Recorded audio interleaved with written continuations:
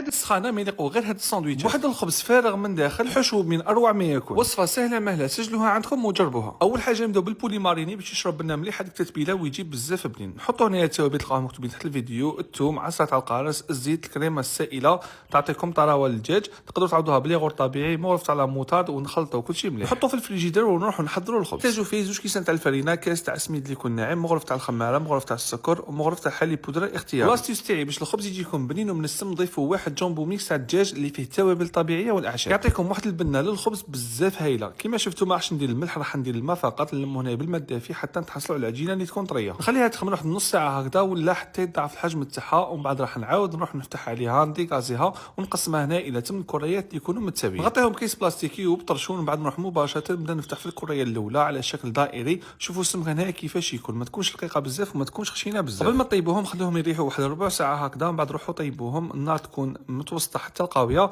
نطيبوهم على الجهه الاولى 10 ثواني ونقلبوهم على الجهه الثانيه، ونبقاو نقلبوا فيهم حتى يتنفخوا معكم. وتقدروا ميم تعاونوا روحكم باش تعنيموا باش تحصلوا على نتيجه بزاف هايله. شوفوا الخبز تاعنا كيفاش يجي داير. نطيب كامل الخبزات بنفس الطريقه، وهنا نروح نطيب الحشو تاع هذاك الدجاج اللي كنا حضرناه مع بعض. خلوه حتى يطيب، وكيما شفتوا كون طيب ثاني لي فريت. ونجيب هذاك الخبز بعد ما طاب كامل كيما راكم تشوفوا يجي منفخ، يجي فارغ من داخل. تقدروا ديروا به عده انواع تاع ساندويتشات.